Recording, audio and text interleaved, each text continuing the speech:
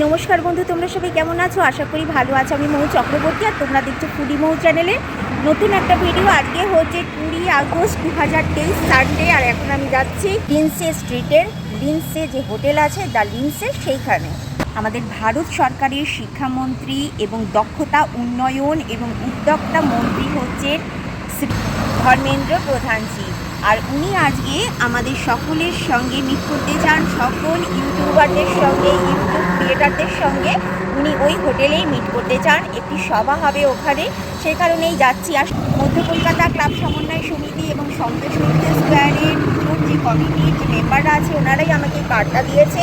ওনাদের অসংখ্য ধন্যবাদ। যে প্রোগ্রামে আমি যেতে পারছি, আমি ওখানে মিট করতে পারবো। আমার সৌভাগ্য যে আমি ওনাকে একটু দেখতে পারবো। তো ভিডিওটা দেখতে থাকো, ভালো লাগলে অবশ্যই লাইক শেয়ার কমেন্টস করে দিও। চ্যানেলের নতুন বন্ধু হয়ে থাকলে অবশ্যই আমার চ্যানেলটাকে কিন্তু সাবস্ক্রাইব করে দিও। বরানগর মেট্রো স্টেশনে চলে এসেছি। এখান থেকে মেট্রো ধরে আমি স্প্ল্যানেটে নামবো, সেখান থেকে লিন্সে স্ট্রিটের ওখানে হোটেল লিন্সেতে, তারপরে ওখান থেকে পায়ে হেঁটে 5 মিনিট হাঁটা পথে যাবো। এর আগে যতবার মেট্রো চড়েছি, ফ্যামিলির সঙ্গে চড়েছি, হাজব্যান্ড ছেলে মেয়েদের সঙ্গে চড়েছি। জীবনে প্রথমবার একা একা মেট্রো চড়ে যাচ্ছি, আর একটু ভয় ভয় লাগছে ঠিকই, তবে আশা করি পৌঁছে যাব। এই হচ্ছে Baranagar metro station. Baranagar metro স্টেশনে চলে এসেছি। এবার এখান থেকে ট্রেনে করে মেট্রো করে স্প্ল্যানেড যাব, সেখান থেকে পায়ে হেঁটে মনে হয় 5 মিনিট সময় লাগবে লিন্সে স্ট্রিট বা লিন্সে হোটেল দ্য লিন্সে। বন্ধুরা ঠিকঠাক কিন্তু একা একা মেট্রো চড়ে এখন আমি চলে এসেছি স্প্ল্যানেটে, মেট্রো স্টেশনের একদম সামনে।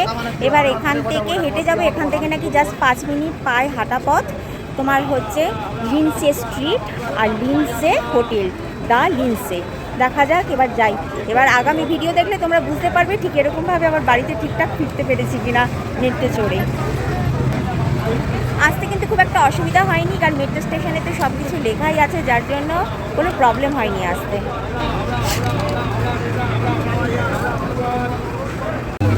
বন্ধুরা মেট্রো স্টেশন থেকে নেমে যেখানটায় আমি এলাম সেটা হচ্ছে চৌরঙ্গি রোড বলছে, বিশাল মার্কেট এখানে। সেখান থেকে পায়ে হেঁটে সোজা পথে আসলাম। এটা হচ্ছে সবচেয়ে বড় হোটেল, গ্র্যান্ড হোটেল, আর এটা সামনে দিয়েই চলে যাব হোটেল লিন্সেতে। বন্ধুরা এই দেখো, এই হচ্ছে কলকাতার গ্র্যান্ড হোটেল, বিশাল বড় হোটেল। কতখানি এরিয়া জুড়ে দেখতে পাচ্ছ, এই হচ্ছে গ্র্যান্ড হোটেল।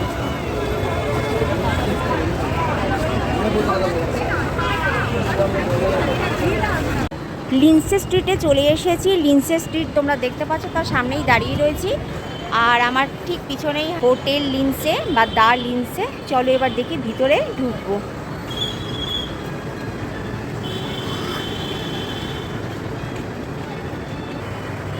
এখানে হচ্ছে সিম পার্ক মল।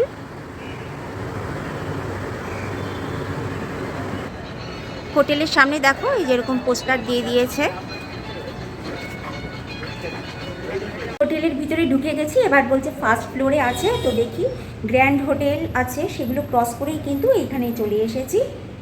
বন্ধুরা হোটেলের ভিতরে ঢুকে গেছি। দেখো আমাকে কার্ড দিল, এরকম সবাইকেই দিচ্ছে, রেজিস্ট্রেশন করে নিতে হচ্ছে, তারপরে কার্ড দিচ্ছে। কার্ডের মধ্যে কিন্তু ছবি আছে শ্রী ধর্মেন্দ্র প্রধানজি, স্যার ধর্মেন্দ্র প্রধানজির ফটো আছে, কার্ড আছে। তো চলো প্রোগ্রাম একটু বাদে স্টার্ট হবে।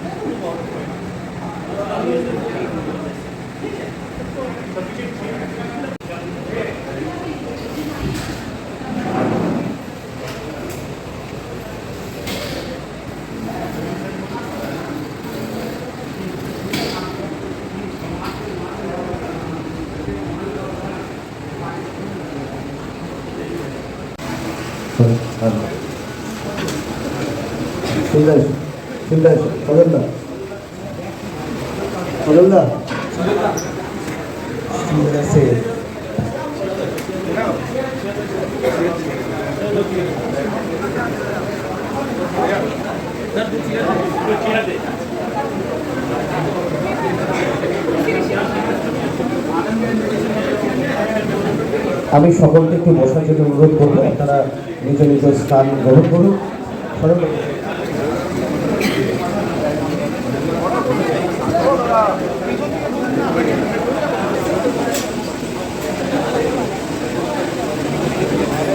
মধ্যে ইসিমতে কুন্দনদাও এসে উপস্থিত হয়েছেন। যারা সোশ্যাল মিডিয়াতে আপনারা ইনফ্লুয়েন্সাররা রয়েছেন, যাদের কোথাও ইউটিউব, ফেসবুক, ইনস্টাগ্রাম বিভিন্ন আপনাদের পেজ রয়েছে, আপনাদের নিজস্ব সেই পেজে আপনাদের অনেক ফলোয়ার রয়েছে, তারা প্রত্যেক এখানে রয়েছে। অনেকে ইউটিউবেরও আপনাদের চ্যানেল রয়েছে, তারা এখানে রয়েছেন। এখানে যারা এমনি মিডিয়া রয়েছেন, সেই মিডিয়াকে বলবো একটু বাইরে থাকতে। তারপর এটা শুধু সোশ্যাল মিডিয়ার জন্য অনুষ্ঠান। আপনাদের সঙ্গে ধর্মেন্দ্রজি বাইরে বেরিয়ে তারপরে নিশ্চয়ই আপনাদের সঙ্গে কথা বলবেন, আপনাদের সকল প্রশ্নের নিশ্চয়ই উনি উত্তর দেবেন। শ্রীমতীজি, আপনাকে আমি শুরু করার জন্য অনুরোধ করি। নমস্কার, শুভ দিনপ্রহর। সোশ্যাল মিডিয়া ইনফ্লুয়েন্সার মিটে সবাইকে স্বাগত জানাচ্ছি।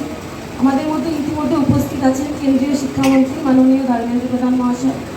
ওনাকে আমাদের জেলার পক্ষ থেকে জেলা সভাপতি শ্রী তমগ্র ঘোষ মহাশয় ওনাকে স্বাগত জানাচ্ছেন। ওনাকে উত্তরীয় পড়াবেন আমাদের জেলার সাধারণ সম্পাদক শ্রী পার্থ চৌধুরী মহাশয়। ওনাকে আমি মঞ্চে আসার জন্য অনুরোধ করছি।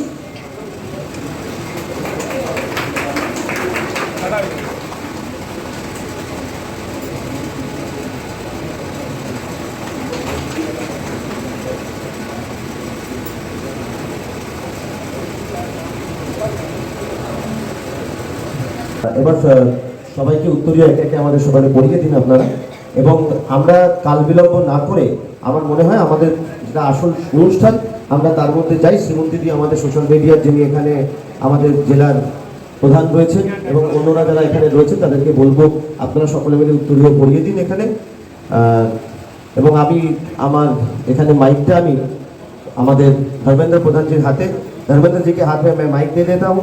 आप लोग सभी को आमंत्रण है यहाँ पे, और हमारे केंद्रीय मंत्री, हमारे अभिभावक, আমাদের মধ্যে উপস্থিত আছেন আমাদের মাননীয় জেলা সভাপতি মহাশয় শ্রীমগ্ন ঘোষদা, উমেশ রায় দা এবং শিলভদ্রদা, কুন্দন সারদা, আমাদের সবাইকে এখানে স্বাগত জানানো হচ্ছে। আর এখানে যারা সোশ্যাল মিডিয়া ইনফ্লুয়েন্সাররা রয়েছেন, বিশিষ্ট প্ল্যাটফর্ম থেকে যাদের প্রচুর ফলোয়ার্স রয়েছে, যারা আমাদেরকে বিভিন্ন বিষয়ে সোশ্যাল মিডিয়ায় অবগত করেন, তাদেরকে অনেক অনেক ধন্যবাদ জানাচ্ছি। আজকে আমাদের সোশ্যাল মিডিয়া মিটে ধর্মেন্দ্র প্রধানজির সাথে একটা ইন্টারঅ্যাক্টিভ সেশনও হবে। তো mainly under the leadership of honourable prime minister Shri Narendra Modiji, the government has marked 9 years of সেবা, সুশাসন অ্যান্ড গরিব কল্যাণ। তো এখানে উপস্থিত আছেন honourable minister of education Dharmendra Pradhanji.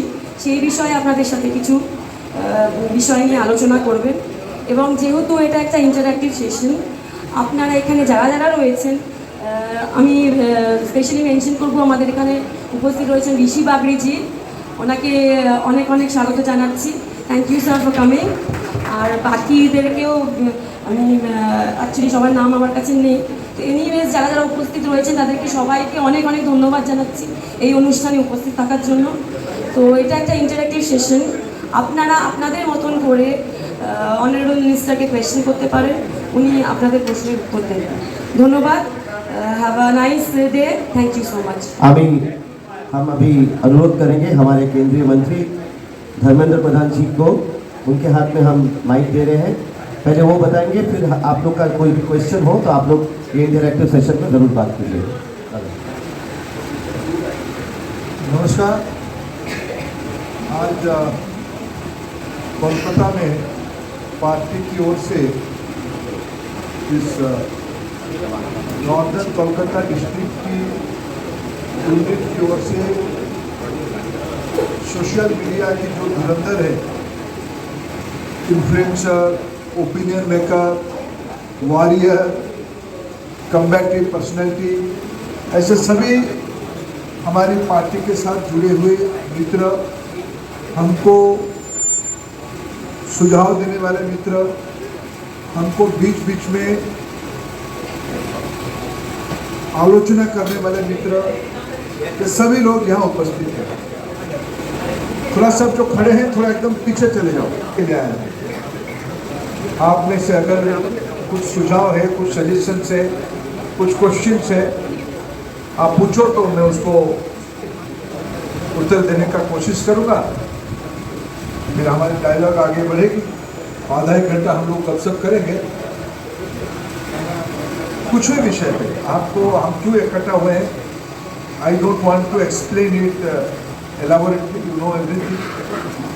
भारतीय जनता पार्टी के साथ जुड़े हुए सब आप मित्र हो, आपकी अपनी अपनी दुनिया है, आप लोगों की अपनी अपनी आइडेंटिटी है। एक डेमोक्रेटिक सोसाइटी में आपकी भी कुछ महत्व है।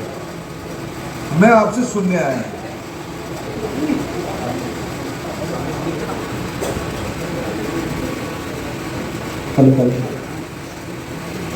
सर पहले तो थोड़ा सेल्फ इंट्रोडक्शन करा तो फिर बोलो।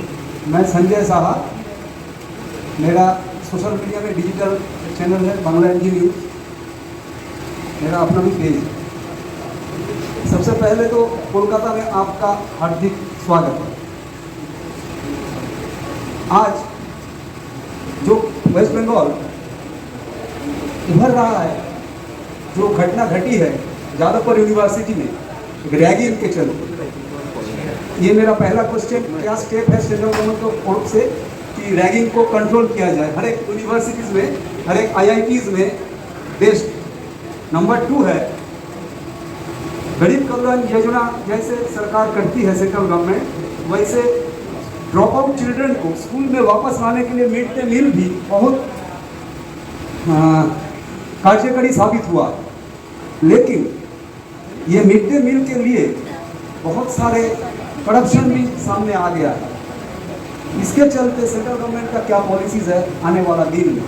और नंबर 3, बहुत सारे यूनिवर्सिटीज़ है जिसमें वाइस चांसलर्स नहीं है, उसका लिए सेंट्रल गवर्नमेंट का क्या स्टेप होगा?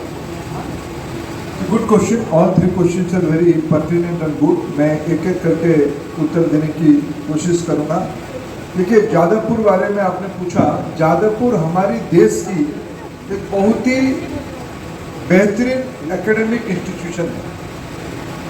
जादवपुर को तो थोड़े दिन पहले भारत सरकार ने इंस्टीट्यूट ऑफ एमिनेंस, अच्छा 10 सरकारी इंस्टीट्यूट को, जिसमें भारत सरकार अपने ओर से 1,000 करोड़ रुपया देने के लिए प्रोविजन रख के जादवपुर को भी सिलेक्ट किया था। यहाँ की बंगाल सरकार उसको लिया नहीं, ये एक अलग बात है। उस जादवपुर यूनिवर्सिटी की एकेडमिक क्रेडेंशियल विशेष करके साइंस स्ट्रीम में बहुत रेस्पेक्टेबल है। दुनिया में कई अच्छे साइंटिस्ट जादवपुर यूनिवर्सिटी की एकेडमिक इकोसिस्टम से निकले हैं, पढ़ने वाले, पढ़ाने वाले, स्टूडेंट, फैकल्टी दोनों। उस स्टेट यूनिवर्सिटी के होने के नाते बंगाल समेत देश की बहुत गरीब घर की लड़के भी वहाँ पढ़ने आते हैं, मिडिल क्लास फैमिली के लड़के पढ़ने आते हैं। अभी जो खबर आ रही है, ऐसे ही एक सामान्य परिवार के व्यक्ति, मेरिटियस लड़का उस इंस्टीट्यूट में पढ़ने आया, लेकिन यूनिवर्सिटी में जो रैगिंग की कैंसर है, इतना जल्दी उसकी चपेट में आएगा वो किसी ने कल्पना नहीं किया। वो अनफॉर्चुनेट इंसिडेंट है, उसकी कोई उत्तर किसी के पास नहीं है। मैं भी उसके लिए जिम्मेवार हूँ। हमारे देश में आज भी एक, जब हम 75th ईयर ऑफ इंडिपेंडेंस मना रहे हैं, एक मैच्योर कंट्री में एक फ्रेशर्स को सीनियर रैगिंग करे, ये तो एक्सेप्टेबल नहीं। और जादवपुर में तो जो घटना प्राइमरी इंफॉर्मेशन आ रही है, वो तो स्टूडेंट, रैगिंग करने वाले स्टूडेंट नहीं थे, नॉन स्टूडेंट थे, एक प्रकार से एंटी सोशल एलिमेंट थे। मूल प्रश्न है, स्टेट यूनिवर्सिटी में इस प्रकार के एलिमेंट आए कैसे अंदर, ये मूल प्रश्न है। ये सब खबर आने के बाद मैंने यूजीसी को सुझाव दिया था। यूजीसी ने कुछ डायलॉग शुरू किया है यूनिवर्सिटी के साथ, देखते हैं आगे क्या होता है। कई प्रकार की यूजीसी की गाइडलाइन है। एंटी रैगिंग सेल होनी चाहिए, सीसीटीवी कैमरा लगनी चाहिए, फ्रेशर्स के लिए अलग हॉस्टल, अलग काउंसलिंग व्यवस्था होनी चाहिए, कोई ना कोई उसकी चिंता करनी चाहिए। मेरे को जितना खबर आया है, यहाँ का हाई कोर्ट भी उसके ऊपर कुछ ओपिनियन दिया है। इसको यहाँ की राज्य सरकार गंभीरता से लिया नहीं। इसमें बयानबाजी करके ये दोषी है वो दोषी ऐसे कहने से नहीं होगा। वो जान तो अभी आएगी नहीं, इससे दुर्भाग्य घटना कुछ नहीं हो सकती। मैं उसको निंदा करता हूँ। उन दोषियों को हम सबसे सख्त एग्जाम्पलरी पनिशमेंट मिले हमारे सिस्टम के तहत एक डेमोक्रेटिक सोसाइटी में। मैं यूजीसी को फिर आज कहा हूँ उसकी न्यूट्रल इंक्वायरी के लिए काउंसलिंग करे स्टेट यूनिवर्सिटी को। मूल इसमें प्रश्न है state government has to be proactive. Unfortunately West Bengal government is not sincere, not sensitive towards the incident, what I came to know from the media. दूसरी बात, आपने मिड डे मील के बारे में कहा। बंगाल में एक प्रकार से मैं कहूँगा एजुकेशन सिस्टम कोलैप्स कर गया है। यहाँ तो बहुत चिंताजनक घटना है। यहाँ का टीचर्स रिक्रूटमेंट में दुनिया में इस प्रकार की घटना कहीं नहीं हुई होगी। नकद नोट की पहाड़ यहाँ मिला है एजुकेशन मंत्री की घर से।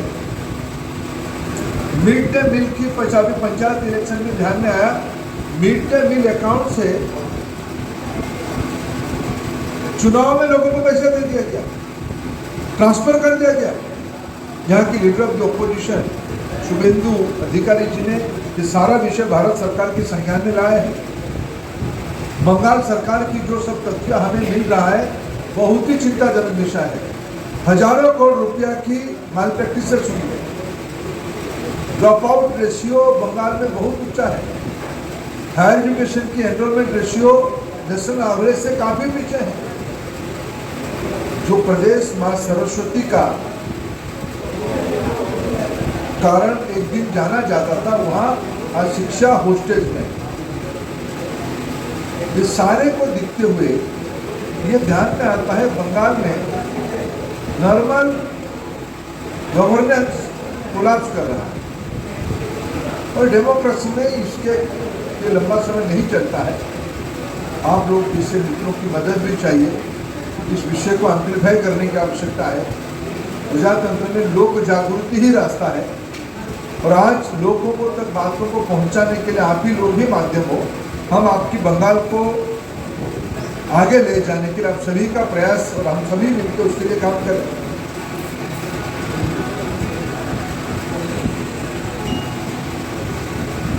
I am Shubhashit.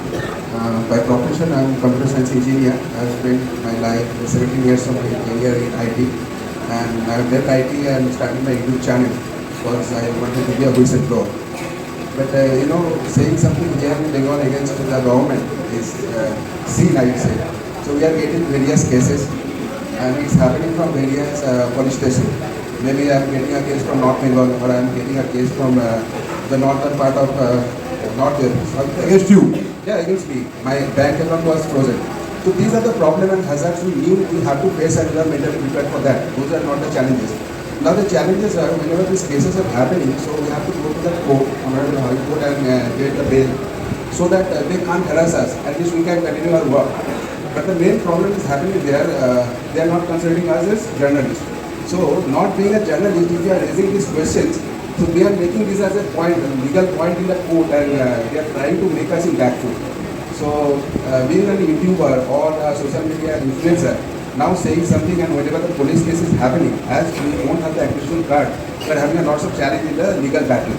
So anything from the central ministry or something can happen which will help us to fight this battle. Thank you, sir. Thank you. You are raising a very good and very pertinent issue. Whether social media community will be treated as whistleblower, will be treated as journalists, in that route they will be protected from the pointing out the finger against the establishment. This is a point. Your point is well taken. I think two things is happening in the present context. I can cite you. The new data protection bill has been converted to an act by passing the parliament, going to the parliament scrutiny in the last monsoon session. I hope this kind of challenges can be addressed properly, and I personally convey your message to my dear colleague Ashwini Vaishnav ji how this point will be protected about the social media community. Number two, regarding the courageous fight, there is no alternative to that route. This country and especially this city, the youth of this city has fought against mighty British ruler for centuries. In those days, there was no social media. There was no awareness as it is today.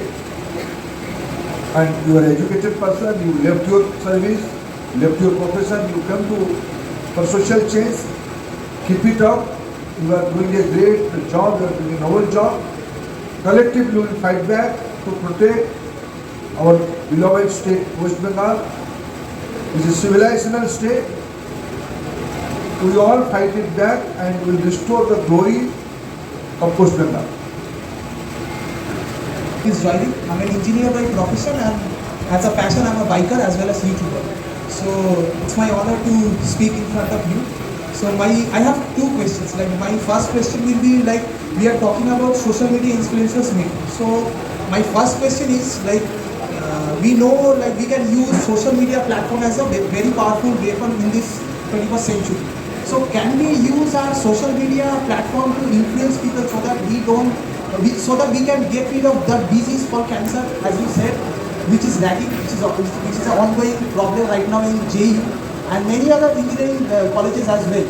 JU or JU has come in front. The hot topic over here in Kolkata is about JU, Jalgaon University. So can we run a campaign or an advertisement through social media or from television, like to influence people to talk to the persons or a group who is indulging themselves into ragging? Can we get to know what kind of mind state they are having to do that kind of ragging to other educational people out there? So, and also like can we run a advertisement campaign as well, like in a proactive manner through television as well as social media, so that we can reach out to everyone, because we all have cell phones, we can interact through them. So what do you think about this? Thank you for your critical analysis of the situation. And you rightly say you have to go for a campaign. You don't have any question. You have to put suggestions.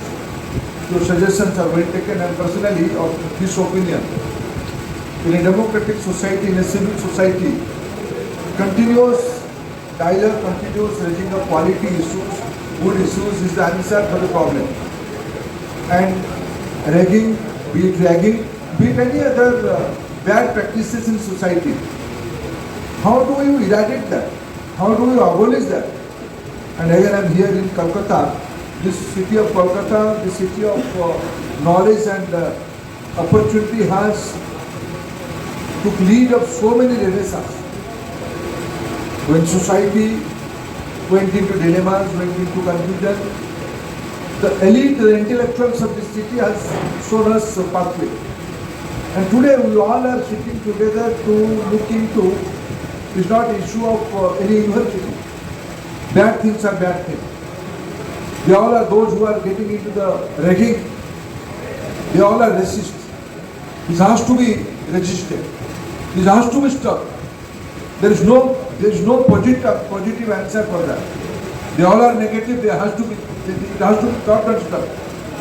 And so in the civilized society, campaigning, advertisement, canvassing, involving new people, and in other part of the story is, we have to behave responsibly. We have to take responsibility. Everybody, every civilized person has a responsibility to take care of his immediate neighbor. Which age group they may be. If society will come to this point, wrong things are wrong, good things are good. Wrong thing has to be checked and good thing has to be encouraged. So this basic consensus should be there on these two issues. And we can, I am confident, I can assure you, through a collective campaigning, we have to stop this cancerous tendency. Thank you for your advice.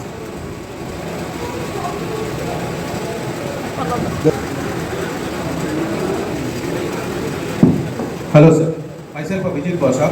I was a ex-state ID PJOIM 2017 to 2020 and I was blocked by Mamata Banerjee since 2018. And I have a one small question. Actually, we are facing a problem with our social media platform. Left ecosystem are doing very good job in West Bengal, rather than the other states, nations. तो उसके against में हम लोगों का क्या strategy लेना चाहिए या उस सिस्टम को ब्रेक करने के लिए क्या क्या कुछ करना होगा हम लोगों को, इसके बारे में कुछ बोलिए। देखिए, अगर मैं आपके प्रश्न समझूं कि आप को 2018 से ममता जी ने ये मेरा प्रॉब्लम क्वेश्चन है, वेस्ट बंगाल में लेफ्टिज्म बहुत भयंकर रूप में है और उसका जो इकोसिस्टम चलता है सोशल मीडिया में, उसके अगेंस्ट में हम जो राइट विंगर्स है उसका इकोसिस्टम उतना स्ट्रॉन्ग नहीं है। तो मैं कोई लेफ्ट राइट नहीं समझता हूँ,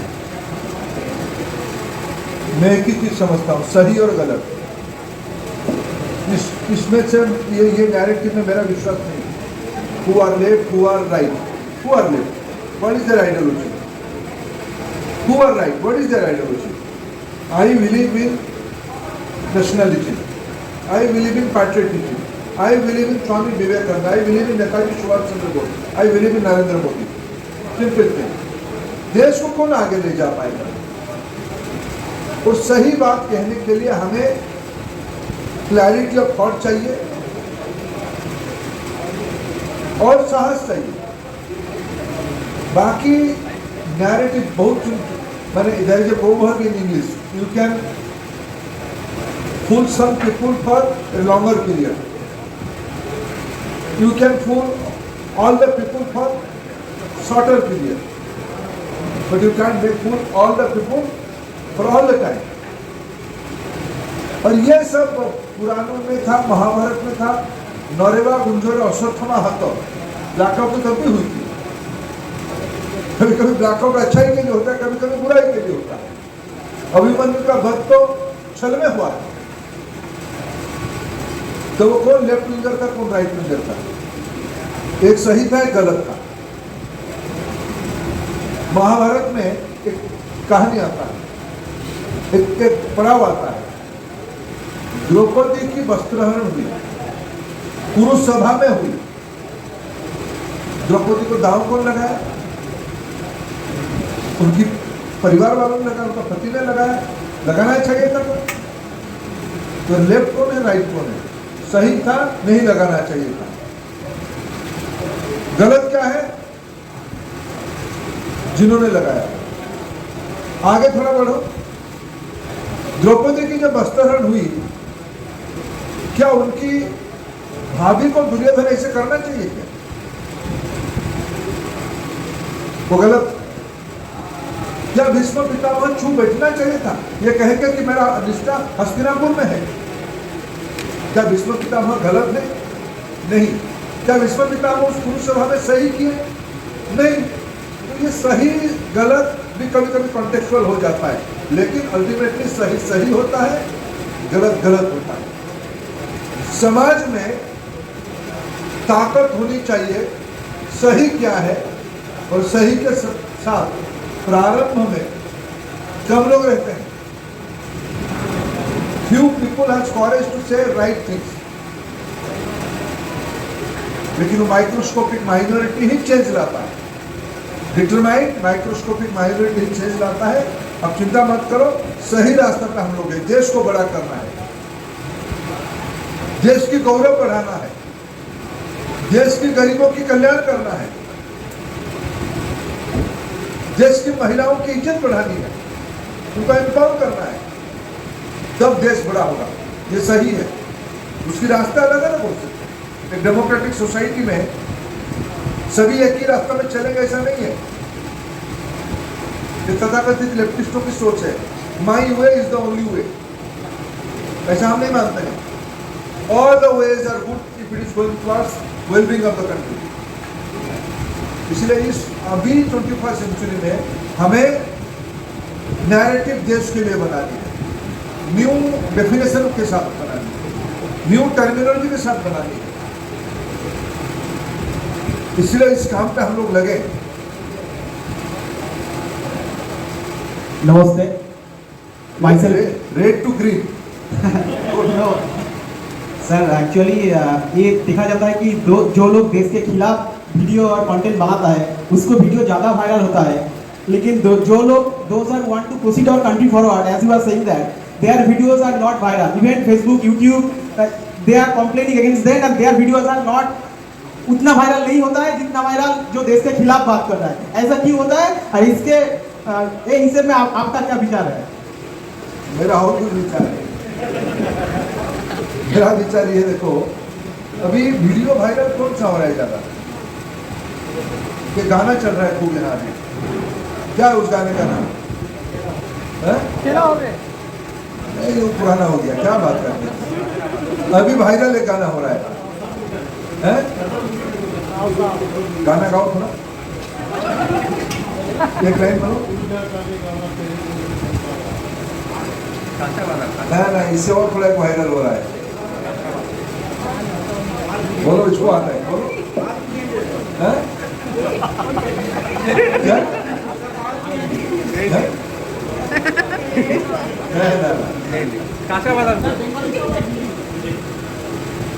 तेलुगु तमिल सॉन्ग है।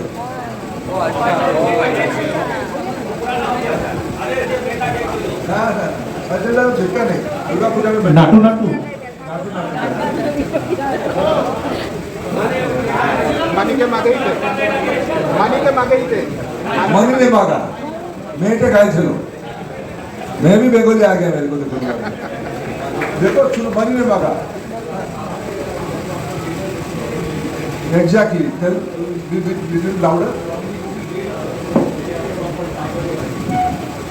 From this movie Jailer, and which stars Rajinikanth superstar, there is a song called Kavaliya which is doing really big and it's right. देखो भाई ऐसा मत कंफ्यूजन में मत रहो, कभी कभी क्या होता है ना, कुत्ता आदमी को काट दिया, ये न्यूज होता है। कभी कभी आदमी कुत्ता को भी काट दिया, ये भी न्यूज होता है, इसमें मत पड़ो।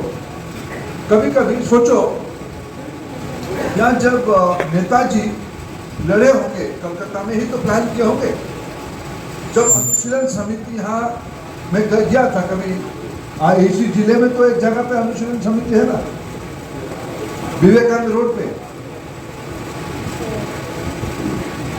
उस हेदुआ पार्क के पास विवेकानंद जी घर है। तो विवेकानंद जी दुनिया में इतना बड़ा नाम करेंगे, कभी कोलकाता की उनकी साथियों ने सोचा नहीं होता।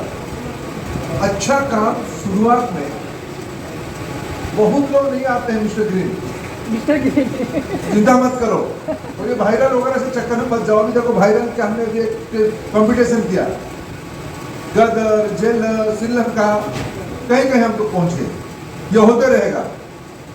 लेकिन सोसाइटी में इस कन्विक्शन के साथ मैं कह सकता हूं, सोसाइटी अच्छाइयों को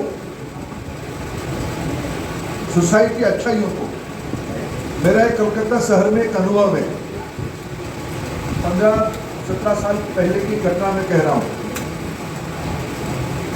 17-18 साल पहले घटना। मैं दिल्ली से कोलकाता आया, कोलकाता उस समय भुवनेश्वर को डायरेक्ट फ्लाइट शाम को नहीं था, दोपहर पे खत्म हो जाता था। कभी पार्लियामेंट खत्म करके हम कोलकाता आते थे, 5 बजे वाले फ्लाइट में बैठते 7 बजे कोलकाता आते थे। और एक अट्रैक्शन और रहता था, भुवनेश्वर जाने के लिए या संबलपुर जाने के लिए स्टेशन की जाने के पहले मछली खा के भी चले जाए। मैं कोई टैक्सी को लेता था, उसको एक कंडीशन करता था, बीच में रुकना पड़ेगा आधा घंटा, फिर मैं कहीं मछली खा के ट्रेन में बैठता था, 5 भात खा के हम जाते थे। उस दिन आया तो मेरा सारे प्लान बिगड़ गया, खूब बारिश उस दिन था, कलकत्ता में खूब बारिश था। लेकिन उस दिन मेरे और एक एक्सपीरियंस हुआ, उस दिन इंडिया और ऑस्ट्रेलिया की क्रिकेट मैच था, इंडिया जीता था। उस बारिश के अंदर मैं दमदम एयरपोर्ट से हावड़ा स्टेशन तक गया, कोई गली नहीं था जहां मैंने को उस दिन अगस्त 15 नहीं हो रहा था, तिरंगा था। तो पॉजिटिविटी या नेगेटिविटी का हवाला होता था। सोसाइटी में पॉजिटिविटी सब समय में हावी होता है। कौन कॉल देता है, इवेंट क्या है, लोगों के इमेजिनेशन में क्या छुपा है ये इसके ऊपर निर्भर करता है। और फाइनली इस देश सेंचुरी से प्रूव किया है हम आइडिया ऑफ इंडिया भारतीयता के ऊपर ही ऊपर रहेंगे। अब चिंता मत करो, आप आपका काम करते रहो, आप डोमिनेट कर जाओगे। देखता है सर मैं सर सर मैं ये पूछना चाहता हूँ कि जो पश्चिम बंगाल में धीरे पूछो जो पश्चिम बंगाल में ये बजरंग बली पहने है ना, जी हाँ उसके अंदर बजरंग बली आ गए। बिल्कुल बजरंग बली का भक्त भी हूँ सर। हाँ हम भी है। बिल्कुल सर ये पूछना चाहता हूँ कि सर पश्चिम बंगाल में जो इस बार 2 मई 2021 के विधानसभा इलेक्शन के बाद यहाँ पे नरसंहार हुआ, महिलाओं के साथ अत्याचार हुआ, उसके बाद सेम पंचायत चुनाव में भी हुआ। कुछ दिनों तक तो हमारे न्यूज़ चैनल में दिखाया गया कि हमारे यहाँ के जो भी भाजपा के शुभेंदु अधिकारी जी हो, सुधाकर मजूमदार जी चाहे जो भी हो, उन्होंने सेफ हाउस बनाकर उनकी हेल्प की। बट उसके बाद केंद्र सरकार क्या एक्शन ले रहा है? लोगों के बीच जब हम लोग जाते हैं तो पूछते हैं कि जब इतने नरसंहार होते केंद्र सरकार इसको रोक क्यों नहीं पा रहा है? तो सर मेन ये जानना था केंद्र सरकार इसमें क्या एक्शन ले रहा है, ये सोशल मीडिया पर चले कि क्या स्टेप वो ले रहे हैं ताकि लोगों को पता चले कि मोदी सरकार क्यों क्या कर रहा है इसके लिए। देखिए हमारे देश में हमने जो गवर्नेंस मॉडल को अडॉप्ट किया है उसका नाम है फेडरल सिस्टम। यहाँ सरकारें 2 चुनते हैं, दिल्ली के लिए चुनते हैं पार्लियामेंट इलेक्शन के थ्रू, असेंबली इलेक्शन के थ्रू राज्य के लिए चुनते हैं।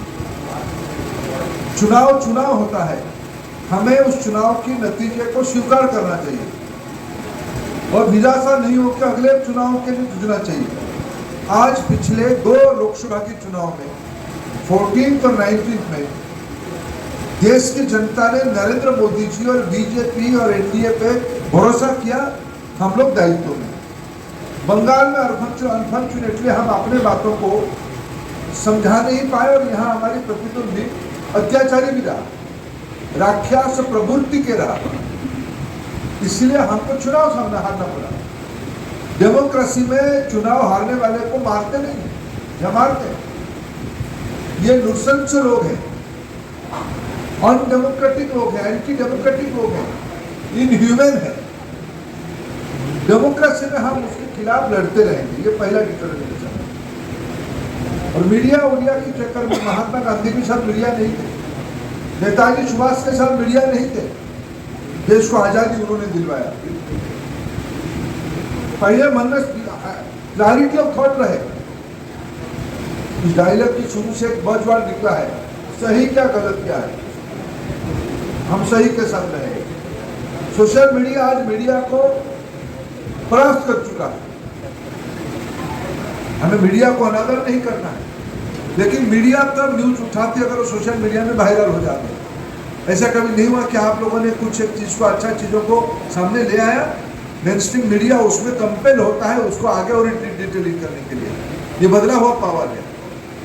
बाकी हम अपने विचारों को कभी ना भूले, कभी उसमें ना कॉम्प्रोमाइज करें, ना कभी उसके बारे में कंफ्यूजन में रहे। हम अपने विषय में रहे। जब तक यहाँ बंगाल में एक अच्छे रिस्पॉन्सिबल सरकार नहीं होती है तब तक हम लड़ते रहे। 19 के बाद 24 में चुनाव होगा, हम फिर मोदी जी की नेतृत्व की सरकार करेंगे। फिर उसके बाद 25 में 26 में चुनाव होगा। 26 में हम भारतीय जनता पार्टी की सरकार बंगाल में लेके रहेंगे, बंगाल को अच्छा बनाएंगे। इस कमिटमेंट के साथ भारत माता की जय। लड़ाई लंबी होती है और कष्टदायक होती है। यूनिवर्सिटी से रिलेटेड क्वेश्चन था, 1 क्वेश्चन सर। उनको मैंने नहीं पूछने दिया। मंत्री जी नमस्कार, मेरा नाम डिम्पू भवनानी है, मैं कलकत्ता का ही निवासी हूँ और सोशल मीडिया पे ट्विटर के माध्यम से अपने विचारों को रखता रहता हूँ। हम सभी जानते हैं कि हमारे यशस्वी प्रधानमंत्री श्री नरेंद्र मोदी जी सोशल मीडिया पे बहुत एक्टिव हैं और सरकार के कामों को और अन्य बातें भी हमें बताते रहते हैं अपने सोशल मीडिया हैंडल के माध्यम से। मेरा एक छोटा सा सुझाव था विद योर परमिशन कि हम अपने पार्टी के मंडल लेवल पे अगर 3 पदाधिकारियों पर मंडल प्रेसिडेंट, सोशल मीडिया प्रेसिडेंट और एक कोई भी पदाधिकारी को अगर ये कंपलसरी कर दें कि उन्होंने 2 मिनट का काम है कि दिन में एक बार वो उन्हें प्राइम मिनिस्टर के सारे ट्वीट्स को देखना है और रिट्वीट करना है। अगर ऐसा वो करेंगे तो पीएम साहब के रिट्वीट तो बढ़ेंगे ही, और वो जो मैसेज दे रहे हैं उस मैसेज को भी ग्राउंड लेवल तक मंडल के लोगों को पहुंचाने में आसानी होगी। ये मेरा सजेशन है। थैंक यू रिंकू जी ने बहुत ही अच्छा सुझाव दिया। देखो दुनिया बदल रहा है, दुनिया टेक्नोलॉजी प्लेटफॉर्म पे जा चुका है। मैं 2 उदाहरण आपको दूंगा। इन दिनों में G20 की प्रेसिडेंसी भारत के नेतृत्व में, उसकी पहले इंडोनेशिया में था। जब प्रधानमंत्री बाली गए थे, हेड ऑफ द स्टेट्स की मीटिंग पे, प्रधानमंत्री हम लोगों को कहते आके देश में कई जनसभा में भी उन्होंने उसके बारे में कहा है कि भाई लोगों ने उनको पूछा कि मोदी जी आपने क्या किया है, भारत दुनिया के अंदर डिजिटली इतनी ताकतवर हो गया है। अगर आज दुनिया में 100 रुपया की डिजिटल ट्रांजैक्शन होती है, 46 रुपीज भारत में होता है। कोविन ऐप की कोई ऑल्टरनेटिव नहीं है दुनिया में। अभी हम लोगों ने सब वैक्सीन लगाया, वैक्सीन लगाने की फ्यू सेकेंड्स के बाद हमारे मोबाइल फोन पे उसकी सर्टिफिकेट आ जाता है। भारत में कोई भी सामान्य व्यक्ति अपने पैसा उठाने के लिए बैंक नहीं जाता है, एटीएम जाता है। भारत में 100 करोड़ से ज्यादा मोबाइल फोन है। लोग अपना मोबाइल फोन की पेमेंट देने के लिए टेलीफोन एक्सचेंज नहीं जाते हैं या मोबाइल कंपनी के ऑफिस में नहीं जाते हैं। डिजिटली पे फोन के माध्यम से या कोई डिजिटल मनी के माध्यम से दे देते हैं, या वाउचर खरीद के उसको डिजिटली ऑन कर देते हैं। भारत डिजिटली नया दुनिया में नया लेवल पे जा चुका है। समाज डिजिटली बहुत प्रभावित हो रहा है। हम एक जीवंत सोशल ऑर्गेनाइजेशन है, पॉलिटिकल ऑर्गेनाइजेशन है। हमारी बातों को रखने के लिए, और हमारे नेता रिंकू जी ने सही कहा, प्रधानमंत्री है। प्रधानमंत्री जी की केवल ट्वीट नहीं, आजकल तो अनेक वीडियो आ गया है। उस वीडियो को, प्रधानमंत्री जी की डायलॉग को, प्रधानमंत्री जी की मैसेज को जन जन तक पहुंचाने की दायित्व हम सब सैनिकों की है। रिंकू जी ने अच्छा सुझाव दिया। मैं आज की इस इन्फ्लुएंसर इंटरेक्शन के माध्यम से, मेरे को कहा कि लाइव भी हो रहा है, मैं हमारे साथ जुड़े हुए सभी मित्रों को कहता हूं, प्रधानमंत्री नरेंद्र मोदी आज देश की नहीं दुनिया की, विशेष करके वंचित वर्गों की आइकन बन चुके हैं। उनकी बातों को जितने नीचे तक, घर घर तक पहुंचाना ही हम लोगों की फुट शोल्डर की काम है, डिजिटल शोल्डर की काम है। आप लोग उस काम पे लगो, हम मिलकर उस काम को आगे बढ़ाएं। चलो हो गया भाई, और एक कुछ चलो आप लास्ट। प्रणाम प्रधान जी, मेरा नाम मृणाल कौशिक है एंड मैंने पिछला महीने अपना बीकॉम कंप्लीट किया एंड मैं एक हॉकी प्लेयर हूँ। तो एज अ हॉकी प्लेयर मैं एक चीज़ पूछना चाहता हूँ, जैसे कि आज के जो टाइम है मेनली लोग क्रिकेट की तरफ फोकस करते हैं, क्रिकेट को ज़्यादा रिस्पेक्ट देते हैं, but as a hockey player हम लोग भी रिसेंटली एशिया कप जीते चेन्नई में एंड उसका जितना जैसे इंडिया एक सीरीज जीते क्रिकेट में, उसको बहुत बड़ा चढ़ा के दिखाया जाता है, जो कि रिस्पेक्टेबल है। As a sportsman definitely I am very proud of my cricket team and मैंने ऑलमोस्ट ऑल स्पोर्ट्स में पार्ट लिया है। But sir as a hockey player sir, एक टाइम में जब हम लोग इतने गोल्ड मेडल जीते थे ओलंपिक्स में, pre independence, post independence and after 1980 जो हमारा डाउनफॉल हुआ है हॉकी में, उसके बाद लाइक लास्ट 10 ईयर्स में आपकी जब से गवर्नमेंट आई है, राठौड़ जी, ठाकुर जी, रिजिजू जी, सबने बहुत मेहनत किया है स्पोर्ट्स की तरफ एंड हमारा हॉकी भी इंप्रूव किया and we have won medal after 41 years, which is a great achievement sir. But still we still think that कि अभी तक हॉकी को पुराना प्राइज नहीं मिला है जो कि 1980 के पहले मिलता था। तो सर उसमें गवर्नमेंट का क्या स्टेप रहेगा टूवर्ड्स इट कि हॉकी को भी कर सकते, because I belong to a family where almost everyone is educated, CA and advocate.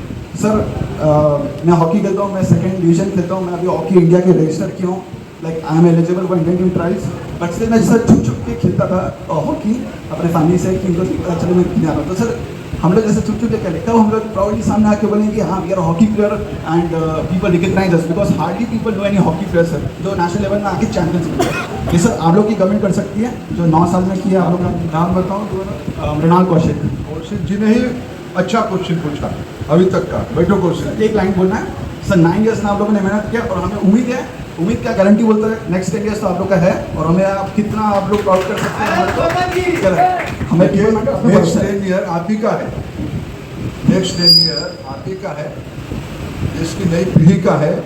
नई पीढ़ी ही दुनिया को नया बात करने वाला है, बताने वाला है। मित्रों, आपने जो कौशिक जी ने जो 2 विषय कहा कि भाई मैं हॉकी छुप छुप कर खेलता था, मोदी जी ने उसके लिए नई एजुकेशन पॉलिसी लिया है। नेशनल एजुकेशन पॉलिसी में कहा गया है खेल में को भी कॉम्पिटेंसी माना जाएगा, उसी में भी मार्क मिलेगा, उसी में भी डिग्री मिलेगा। पढ़ाई और खेल दोनों। पहले अच्छे घरों में उन्होंने अपना इंट्रोडक्शन देते हुए कहा कि हम लोग सब पढ़े लिखे घर के हैं, यानी खेलने वाला पढ़े लिखे नहीं है। ये एक सोशल स्टिग्मा है। और अच्छे घरों में, ऐसे घरों में अगर कोई खेलता है तो उसको माना जाता है पढ़ना वढ़ना नहीं है क्या, कुछ काम धाम नहीं करना है, खेलना ही है। मित्रों, यही है हमारे देश की सबसे बड़ा चुनौती हो गया। इसके लिए राष्ट्रीय शिक्षा नीति में खेल को भी, स्किल को भी इक्वल इंपॉर्टेंस देके कोर्स कैरिकुलम में उसको कन्वर्ट किया गया है। 2 इनिशिएटिव लिया गया है, खेलो इंडिया और फिट इंडिया। ये नेशनल प्रोग्राम आज बना हुआ है स्पोर्ट्स मिनिस्ट्री के। अभी जो लेटेस्ट ग्लोबल कंपटीशन हुआ चाइना में, यूनिवर्सिटी एथलेटिक्स हुई, भारत उसके अंदर से रिकॉर्ड संख्या की मेडल जीता है। भारत टॉप रहा है। धीरे धीरे आप इन दिनों में देखना इसकी माहौल बदल रहा है।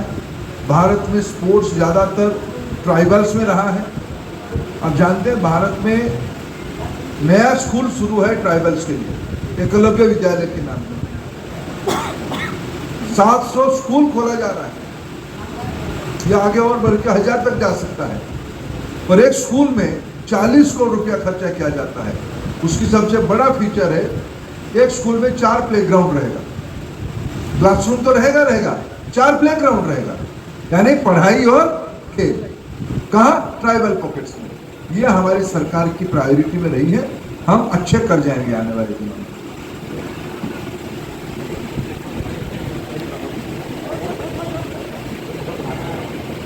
You talked about creating the new narrative, and my question leads in from national education policy. It's a landmark here in Bengal because 4 years honors course जो है वो start हुआ है, 3 year interdisciplinary start हुआ है. I am from New Alipur College. I work as an assistant professor and Dr. Amar Tushar. So I want to request you to give a message to the young students who have started their new curriculum and they are going to be building the bright future for India. And I want to record that and put it on my social media post. If you say a few words, I'll record that on students of New Alipur College as well as general students who are pursuing this course. Thank you, Professor Saab. I am appealing to all the students of country, also New Alipur College students. National Education Policy is a landmark document. It's not only a policy document, it's a philosophical document for 21st century. India has the natural responsibility for the well-being of the entire universe because our philosophy is Vasudhaiva Kutumbakam. We are sensitive towards ecology, we are sensitive towards society, we are sensitive towards and responsive towards human being. We strongly believe through Indian knowledge system, through modern scientific knowledge, national education policy is the new curriculum Professor Saha mentioned. It's a blend of both the things. I appeal to all the students to go for the national education policy driven academic curriculums, skills and education, sports and education, hobby and education. These are the correlated natural developments. Prime Minister Modi is committed to create a group of youngsters who will take responsibility of this country, not only of this country, of the entire globe. That's why during one of his speech in the G20, he mentioned India will be the bridge between West and global South. विश्व की emerging economy और विश्व की संपन्न economy, India उसके अंदर सेतु की काम करेगा. And I strongly believe of that envisioned bridge, national education policy is the major pillar. Our students, our youngsters will lead that generation. I am totally convinced on this issue. Thank you. चलो ऋषि final. मैं आपसे बात कर लूंगा बाद में। Sir प्रणाम करता हूँ सर। ऋषि बैठ जाओ, बैठ जाओ, बैठ के पूछो। सर आप जानते हैं जैसे वेस्ट बंगाल में बीजेपी एक इमर्जिंग फोर्स हो रही है, 40% वोट शेयर लेकर आ रही है और 7 महीने के बाद लोकसभा का इलेक्शन है। सोशल मीडिया इन्फ्लुएंसर्स के लिए आप क्या मैसेज एक सिंपल वे में बोलना चाहेंगे कि वो कैसे ये जो पॉजिटिव वर्क जो सेंट्रल गवर्नमेंट ने किया है, मोदी गवर्नमेंट ने किया है, तो उसको वो कैसे स्प्रेड करें, कैसे वो पॉजिटिविटी जो आपने कहा कि पॉजिटिविटी की बात आपने की, वो पॉजिटिविटी कैसे वो ज़्यादा से ज़्यादा वो करे और कैसे आपकी तरफ से जो गवर्नमेंट की तरफ से जो इन्फॉर्मेशन है जो सरल शब्दों में सिंपल लैंग्वेज में जिससे एक आम आदमी भी समझ सके कि इतना सारा काम हुआ है, क्योंकि बहुत कभी वो बहुत कॉम्प्लेक्स फॉर्म में आती है वो चीज़ें। अगर वो सिंपल फॉर्म में आएगी तो और भी लोगों को समझने में ईजी रहेगा। तो उस विषय में आप ये 2 शब्द जानना चाहते थे। Thank you. देखिए, मैं बहुत धन्यवाद देता हूँ ऋषि जी को, उन्होंने अपने हिस्से की जिम्मेवारी के बारे में मेंशन किया। मोदी जी की नेतृत्व सिर्फ एक राजनीतिक अधिकार के लिए नहीं, इस देश को एक नया ट्रांसफॉर्मेटिव रूट पे ले जाने के लिए एक स्ट्रैटेजी है। ऐसा हमें यंग जनरेशन को सोचना चाहिए। इसलिए जो पिछले 9 साल और चुनाव में जाते जाते 10 साल हो जाएगा, इस 10 साल को अगर हम पिछले प्रीवियस 10 साल के साथ हम कंपैरिजन कर दें, उनकी गारंटी और मोदी की गारंटी की कंपैरिजन हो जाएगा। एक उदाहरण मैं आपको देता हूं। उन्होंने पिछले 10 साल में किसानों की एक बार ऋण माफी किया, कहा गया कि 70,000 करोड़ रुपया उसमें हमने दिया।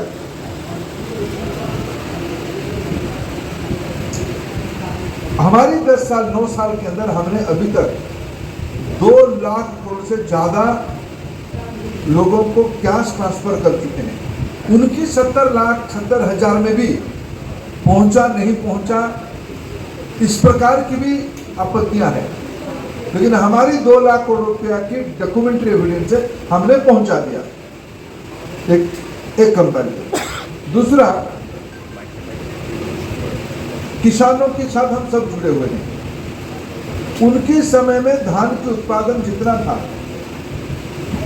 गेहूं के उत्पादन जितना था, ये 2 कमोडिटी को अगर हम कंपैरिजन करें, हम आज उससे 5 गुना ज्यादा जनरेट कर पा रहे, प्रोडक्शन कर पा रहे हैं। पिछले बजट में 10 लाख करोड़ रुपया की कैपिटल स्पेंडिंग मोदी जी की सरकार ने किया है। उस 10 लाख करोड़ में से क्या होगा? लोगों की रोजगार बढ़ेगी, इकोनॉमी ट्रिकल डाउन करेगा, सर्कुलर इकोनॉमी होगा, लोगों की जेब में पैसा जाएगी, परचेजिंग पावर बढ़ेगी, कारोबार बढ़ेगी। पिछले 10 सालों 9 सालों की प्लस में हमने 100 लाख करोड़ रुपया की स्पेंडिंग बढ़ाई है। कैपेक्स में जीएसटी आज हाईएस्ट पे है। डिवोल्यूशन ऑफ पावर में मोदी जी ने 32% को राज्यों को 42% तक बढ़ाया, लेकिन इसके अर्थ नहीं कि आप लेके पैसा फिर भाई को और किसी बात दोनों खा जाओगे। गरीबों के लिए देना पड़ेगा, हिसाब तो हम मांगेंगे क्यों गरीबों की पैसा है। ये सारे जानकारी कहाँ आपको मिलेगा? मैं आपको 3 पॉइंट बताता हूँ। एक तो प्रधानमंत्री जी की हैंडल, रोज कुछ ना कुछ सरल शब्द में आ ही जाता है। रितु जी ने जैसे कहा उसको आगे बढ़ा दो। दूसरा, नमो ऐप में अच्छे इंफोग्राफिक्स नमो ऐप में मिल रहा है। नमो ऐप की मैंने विजिटर्स और बढ़ाइए, उसकी लाइक्स करने वाले लोगों की संख्या बढ़ाइए, उसमें रजिस्टर कराइए। तीसरा, MyGov.in में सरकार की विभाग वाइज सारे अच्छे कामों की इंफॉर्मेशन है, बड़े सरल तरीके से। रेलवे हो, रोड हो, एयरपोर्ट्स हो, गरीब कल्याण हो, शिक्षा के ऊपर खर्चे की हो, हेल्थ में हमारे इन्वेस्टमेंट हो। किसी देश में आप कल्पना करो, मैं 2 स्टैटिस्टिक्स आपको देता हूँ।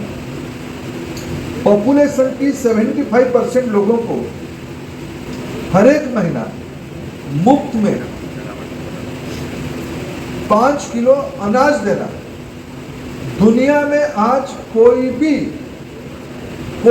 देश करने की स्थिति में नहीं है, भारत कर रहा है। फूड सिक्योरिटी की, सोशल वेलफेयर की, सोशल सिक्योरिटी की इतने बड़ा स्कीम किसी भी देश नहीं चला रहा है, मोदी जी चला रहे हैं। भारत में हेल्थ केयर में कोविड क्राइसिस में आज तक 200 करोड़ डोजेस लग चुका है, उसके ऊपर लग चुका है। First dose, second dose, booster dose. कोई भी देश इतना बड़ा हेल्थ केयर सिस्टम नहीं किया है। ये सब डॉक्यूमेंट है। ऋषि जी, प्रॉब्लम क्या है कि हमारी काम बहुत है, हमारी प्रतिद्वंदियों की काम एक आधा है, लेकिन हमें इस सोशल मीडिया की परिवर्तित समय में इसको फोकस तरीके से सभी को पहुंचाने का, इसीलिए तो मैं आपको मिलने भी आया हूँ, आगे भी मिलूंगा। बहुत बहुत धन्यवाद आप लोगों ने यहाँ। सर एक बात, अच्छा, women empowerment, but this is the last one. Sir Rozina Rahman বঙ্গনিধি, আমরা যারা পলিটিক্যাল টপিক নিয়ে কাজ করি, আপনি বাংলা বুঝতে পারবেন? বুঝতে পারে না, না না না, let's see ask in Bangla. হ্যাঁ, আমরা যারা বাংলায় পলিটিক্যাল টপিক নিয়ে কাজ করি তাদেরকে অনেক, এই যে রুলিং গভর্নমেন্ট আছে, কেস দিয়ে হ্যারেস করে, আমাদেরকে কন্টেন্ট আপলোডের আগে ভাবতে হয় আমরা এই কন্টেন্টটা দেবো, পুলিশ আমাদেরকে আজকেই রাতে তুলে নিয়ে যাবে, পুলিশ আমাদেরকে আজকেই ঘন্টার পর ঘন্টা থানায় বসিয়ে রাখবে। আমরা পলিটিক্যাল টপিক নিয়ে যারা কাজ করি আমরা প্রচুর হ্যারেস হয়, তাদের জন্য আমাদের এর পুরো ফ্যাটিলিতেই হ্যারেস হয়। দাদা আপনাকে বললো, তো তাদের জন্য কি মেসেজ থাকবে? আমরা যারা কাজ করছি আগে এসে তাদেরকে দাগিয়ে দেওয়া হয় ভাজবাকা দালাল। आपका नाम क्या है? अपना नाम की? রোজিনা রহমান। रोजिना रहमान, यही के हो, कलकत्ता के? हाँ। वाह रोजिना, आपने कभी मातंगिनी हजरा की नाम सुना है? हाँ। मातंगिनी हजरा के समय में इतना बड़ा, रोजिना को जितना एम्पावरमेंट है उसको इतना एम्पावरमेंट नहीं थी। मातंगिनी हजरा ब्रिटिशों को घुटने पे ले आया था, इसी बंगाल की भूमि में, मिदनापुर में। आप उसकी पोती हो। ये अत्याचारी लोगों को डरना क्या है? बिल्कुल नहीं डरना है, आप सही रास्ते पे हो, हम लड़ते रहेंगे। बहुत धन्यवाद, थैंक्स। এরপরে সবার জন্য হাই টি আছে and snacks are there. Please have your tea, coffee and snacks. আচ্ছা, তন্ময়দা, স্বতন্ত্রদা,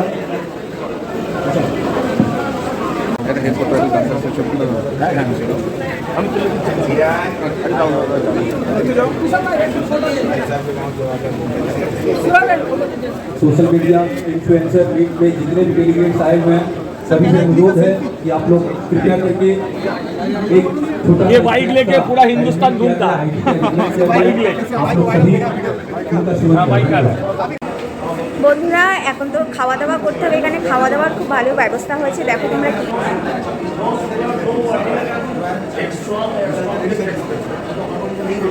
এখানে প্লেটের ব্যবস্থা হয়েছে, স্যান্ডউইচ আছে,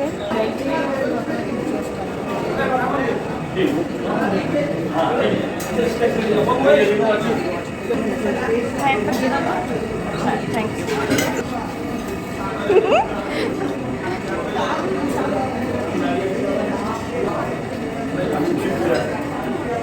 বন্ধুরা, খাওয়া দাওয়া কমপ্লিট হয়ে গেল, এখন বেরিয়ে এসেছি। মার্কেটটা দেখো, মারাত্মক ভিড়। পুজোর আগে একটা সানডে মানে মানুষ কীভাবে ভিড় করেছে কেনাকাটির জন্য, দুর্গাপুজোর কেনাকাটির জন্য। তো ভিডিও আজকে এখানে এন্ড করছি।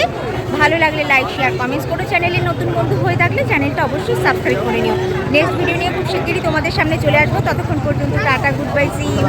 বন্ধুরা, বরানগর থেকে একা একা মেট্রো করে এসপ্ল্যানেড গেলাম, আবার এসপ্ল্যানেড থেকে একা একা মেট্রো করে বরানগরে এসেছি। ঠিকঠাক মতো এসেছি, কোনো অসুবিধা হয়নি। সব কিছু লেখা আছে মেট্রো স্টেশনে, যার জন্য কোনো প্রবলেম হয়নি। তার মানে ভিডিওটা তোমরা কালকের মধ্যে অবশ্যই পাচ্ছ। আমার একা মেট্রো সফর, প্রথম সফর মেট্রো একা, আমার ভীষণ ভালো ছিল।